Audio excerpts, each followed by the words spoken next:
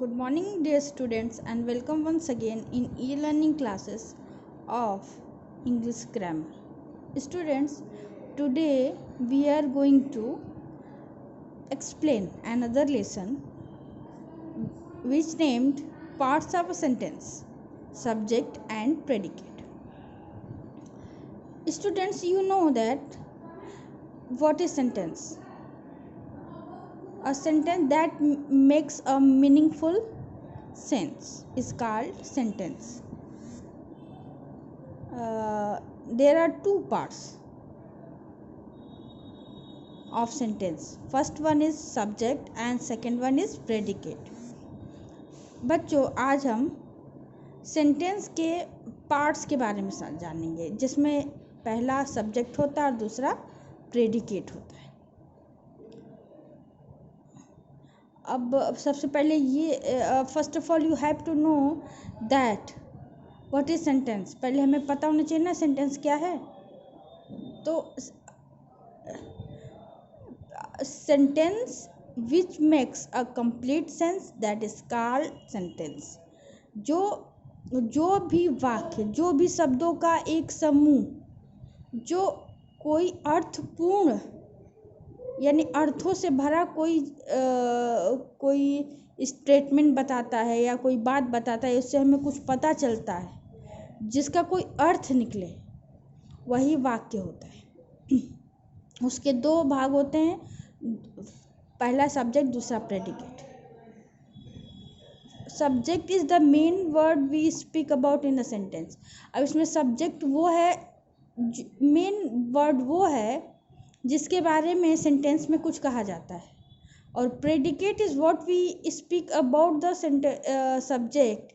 It said what the subject does in a sentence.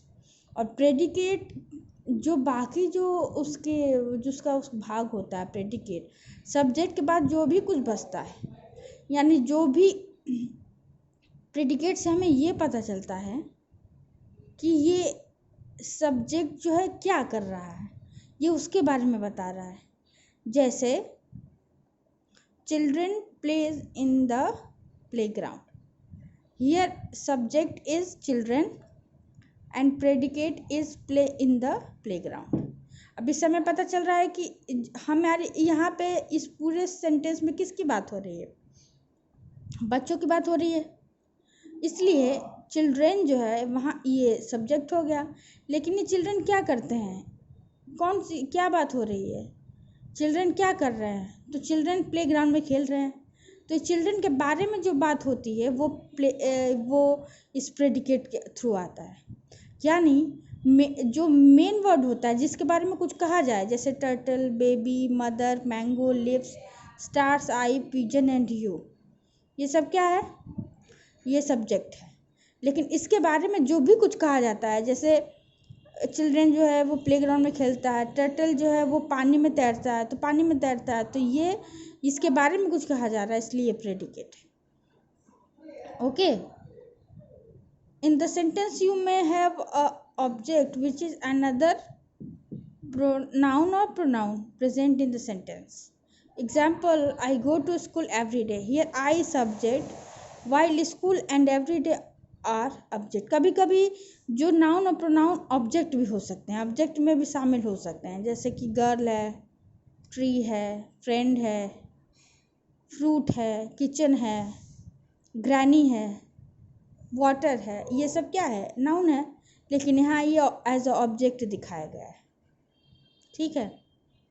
My aunt brought a new bat, इसमें aunt जो है subject है और bat क्या है? ऑब्जेक्ट। तो overall the meaning of the lesson is there are two parts of sentence, subject and predicate. दो भाग होते हैं सेंटेंस के, सब्जेक्ट और predicate. Subject is the main word we speak about in the sentence. Subject वो होता है जिसके बारे में सेंटेंस में कुछ कहा जाता है, और प्रेडिकेट वो होता है जो भी कुछ सब्जेक्ट के बारे में कहा जाता है, वो प्रेडिकेट होता है। I hope you will able to understand what is the parts of subject. Thank you students, have a successful day.